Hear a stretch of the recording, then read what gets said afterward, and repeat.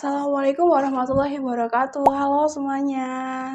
Apa kabar ya kalian hari ini? Semoga dalam keadaan sehat ya. Karena kita masih dalam masa pandemi, jangan lupa ya untuk menjaga kesehatan. Ya, jadi hari ini aku mau bahas materi yang cukup unik buat kalian semuanya. Sebelum masuk ke pembahasannya, izinkan aku untuk memperkenalkan diri dulu ya. Halo, perkenalkan nama aku Aulia Oktaviani. Kalian bisa panggil aku Aul dari kelas Administrasi Perkantoran B, Universitas Negeri Yogyakarta. Salam kenal semuanya. Ya, seperti yang udah aku singgung tadi, jadi hari ini aku mau bahas materi yang cukup unik karena menyangkut dengan bahasa. Mungkin kalian sering banget nih dengar bahasa-bahasa ini, tapi kalian belum ngerti nih, apa sih artinya? Yup, jadi hari ini aku mau bahas tentang bahasa Korea, teman-teman. Nah, kenapa sih hari ini aku mau bahas bahasa Korea ke kalian semuanya? Mungkin sebagian besar dari kalian suka banget nih sama K-pop, mulai dari K-dramanya, idolnya, budayanya, makanannya, dan semuanya menyangkut dengan K-pop. Mungkin sebagian besar dari kalian masih bingung nih gimana cara baca bahasa Korea yang baik dan benar. Contohnya judul drama Korea yang ini. Kira-kira bacanya gimana ya? Nah, buat yang penasaran, yuk kita cari tahu sama-sama. Sebelum lanjut kita bahas tentang gimana sih cara baca bahasa Korea yang baik dan benar. Sebelumnya aku mau bahas dulu tentang sejarah dan pengenalan Hangul ke kalian semua biar kalian lebih paham lagi. Sejarah Hangul ternyata diciptakan oleh Raja Sejong pada masa dinasti Joseon loh. Nah, Raja Sejong menciptakan Hangul bukan tanpa alasan teman-teman. Jadi pada saat itu sebagian masyarakatnya belum terlalu mengenal alfabet. Nah, tapi sebagian besar dari mereka telah mengenal alfabet. Seperti ini bentuknya. Ini namanya Hanja. Hanya mereka yang berada di kelas atas yang bisa belajar Hanja loh teman-teman. Jadi mereka yang di kelas bawah mereka tidak dapat belajar Hanja karena memang terlalu sulit. Nah, dari permasalahan itulah akhirnya Raja Sejong menciptakan Hangul karena Hangul lebih mudah dipahami dan tidak terlalu rumit seperti Hanja sebelumnya. Oke, selanjutnya aku mau bahas tentang pengenalan Hangul ke kalian semuanya teman-teman. Nah, Hangul terdiri dari dua bentuk ya teman-teman, vokal dan konsonan. Nah, huruf vokal berjumlah 21 dengan 10 huruf vokal dasar dan 11 huruf vokal ganda. Sedangkan huruf konsonan terdiri dari 20 huruf dengan 15 huruf konsonan dasar dan 5 huruf konsonan ganda. Kalian bisa lihat contoh Hangul yang ada di samping aku dan kalian bisa langsung screenshot supaya kalian bisa lebih paham lagi. Oke, pembahasan selanjutnya adalah pembahasan yang paling penting, yaitu gimana sih cara kita bisa memahami kata menggunakan Hangul. Nah, aku akan berikan kalian dua contoh kata sederhana ya teman-teman. Contohnya K. K terdiri dari huruf konsonan dasar K dan huruf vokal ganda E. Seperti ini bentuknya. Nah, kalau digabung, seperti ini.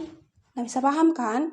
Nah, K itu dalam bahasa Indonesia artinya anjing. Contoh selanjutnya yaitu He. He terdiri dari huruf konsonan dasar H dan huruf vokal ganda E. AE di sini kita bisa baca E ya teman-teman. He dalam bahasa Indonesia artinya matahari. Nah, contoh selanjutnya menggunakan nama orang Indonesia. Contohnya Putri. Putri terdiri dari huruf konsonan dasar P, huruf vokal dasar U, huruf konsonan dasar T, huruf vokal dasar E, huruf konsonan dasar R, dan huruf vokal dasar I. Jadi kita bisa baca Putri, Putri, gitu ya teman-teman. Setelah kalian memahami cara penulisan kata menggunakan Hangul, selanjutnya aku akan bahas tentang cara penulisan kalimat dalam menggunakan Hangul. Dalam penulisan kalimat dalam bahasa Korea itu ternyata berbeda loh teman-teman dengan kita menulis kalimat menggunakan bahasa Indonesia. Contoh kalimatnya yaitu aku makan nasi. Dalam bahasa Korea itu kita bisa balik seperti ini. Aku nasi makan. Jadi strukturnya menjadi subjek, predikat, dan objek. Dalam penulisan kalimat dalam bahasa Korea, subjek itu tidak dapat berdiri sendiri teman-teman. Jadi dia butuh yang namanya penada subjek. Nah, penada subjek itu terdiri dari dua bentuk, yaitu kata nen dan en. Nah, kapan sih kita menggunakan kata nen dan kapan kita menggunakan kata en? Kata subjek itu digunakan ketika subjeknya berakhiran dengan huruf vokal. Jadi misalnya, Aulia. Aulia berakhiran dengan huruf A, maka kita bisa tambahkan menjadi Aulianen. Ditambah nen ya teman-teman. Aulianen, gitu ya. Sedangkan en digunakan ketika subjek berakhiran dengan huruf konsonan. Misalnya kata J-Hope. J-Hope dalam bahasa Korea belakangnya itu huruf P, maka ditambahkan dengan kata en. Jadi kita bisa baca J-Hoben. J-Hoben. Gitu ya teman-teman. Nah, selanjutnya objek pun sama seperti subjek. Dia tidak dapat berdiri sendiri, jadi dia butuh namanya keterangan objek. Nah, keterangan subjek itu terdiri dari dua kata juga, yaitu re dan e. Kapan kita menggunakan r? Ketika objeknya itu berakhiran dengan huruf vokal. Misalnya kimchi. Kimchi berakhiran huruf i. I termasuk huruf vokal kan? Maka kita bisa tambahkan kata r di belakangnya. Jadi kita bisa baca kimchi-를. Kimchi-를. Oke teman-teman? Sedangkan kata digunakan ketika objeknya berakhiran dengan huruf konsonan. Misalnya pop. Pop dalam bahasa Indonesia artinya nasi. Maka kita bisa tambahkan di belakangnya. Maka kita bisa baca popper. Popper. Gitu. Oke teman-teman? Selanjutnya ada kata kerja. Nah, sebagian besar dari kata kerja bahasa Korea itu berakhiran huruf ta. Misalnya sarahada. Sarahada artinya mencintai ya, maka kita bisa ganti dengan saraheo. Nah, kenapa sih bisa diganti? Itu ada aturannya teman-teman. Nah, dalam kata kerja dalam bahasa Korea itu ada 3 aturan yang perlu kalian ketahui. Peraturan yang pertama, jika kata kerja berakhiran huruf A dan O, maka kita bisa tambahkan dengan kata ayo. Ayo. Contohnya, kata. Kata artinya dalam bahasa Indonesia itu pergi. Tapi dalam bahasa Korea hanya kita buang, kemudian tinggal menyisakan kata ka. Karena kata ka ini di belakangnya huruf A, maka kita bisa tambahkan kata ayo. Jadi kita bisa baca menjadi kayo. Kayo. Gitu. Oke teman-teman? Peraturan yang kedua, itu ketika kata kerjanya berakhiran selain kata A dan O. Maka bisa kita tambahkan dengan akhiran oyo di belakangnya. Contohnya kata juta. Juta dalam bahasa Indonesia artinya memberikan. Karena kata kerja dalam bahasa Korea itu hanya kita buang, maka tinggal kata ju. Ju itu selain kata O dan A tadi ya, maka kita bisa tambahkan oyo di belakangnya. Jadi kita bisa baca menjadi choyo. Choyo.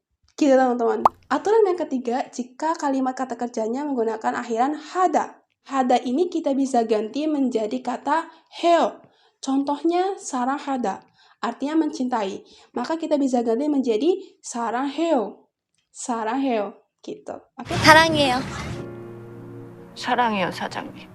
Nah, selanjutnya aku akan bahas gimana sih cara penulisan kalimat menggunakan Hangul. Teman-teman di sini boleh banget ikut praktik ya teman-teman supaya kalian bisa lebih paham lagi. Oke, akan aku kasih contoh misalnya Sinta suka vokal. Nah, itu kan masih dalam bentuk struktur Indonesia ya. Maka kita bisa balik dalam struktur Korea menjadi Sinta vokal suka. Subjek, predikat, dan objek. Oke, teman-teman? Sinta di sini berperan sebagai subjek. Kita ingat sebelumnya, subjek itu perlu penanda subjek. Nen dan en. Kira-kira Sinta pakai nen atau en, teman-teman? Iya, benar banget, teman-teman. Sinta menggunakan kata nen di belakangnya. Jadi kita bisa tulis menjadi sintanen. Sintanen. Gitu ya. Nah, kata selanjutnya yaitu vokal. Vokal dalam bahasa Korea kita bisa baca vokal. Nah, vokal itu berperan sebagai objek. Kita bisa ingat lagi, objek itu perlu penanda objek ya. Nah, penanda objek itu terdiri dari 2 kata juga, r dan el. Kira-kira vokal itu masuk r atau el, teman-teman? Ya, benar banget teman-teman. Jadi kita bisa menggunakan kata el di belakang kata vokal. Jadi kita bisa tulis seperti ini. Vokal. Kayak gini. Oke? Nah, kata selanjutnya yaitu suka. Suka dalam bahasa Korea artinya choahada. Choahada termasuk kata kerja kan, teman-teman? Kita bisa ingat 3 aturan kata kerja yang harus kita ketahui tadi, teman-teman. Kira-kira choahada tadi masuk ke aturan keberapa, teman-teman? Benar banget masuk ke peraturan yang ketiga, yaitu hada. Nah, tadi kita bisa dengar, hada itu kita bisa ganti dengan kata heo. Jadi, choahada kita ganti menjadi choaheo. Kayak gini bentuknya. Jadi kesimpulan dari kalimat tadi kita bisa melihat kalimat strukturnya seperti ini. 신타는 보컬을 좋아해요. Kayak gitu teman-teman. Sudah jelas ya penjelasannya? Nah, itu dia penjelasan Hangul ya teman-teman. Buat kalian yang pengen belajar bahasa Korea lebih lanjut, aku sarankan untuk bisa mengikuti bimbel dengan tutor yang lebih berpengalaman ya teman-teman. Oke, sekian dulu video yang aku sampaikan tadi. Semoga bisa bermanfaat untuk kalian semuanya dan bisa diterapkan dalam kehidupan kalian sehari-hari. See you, 감사합니다. 안녕.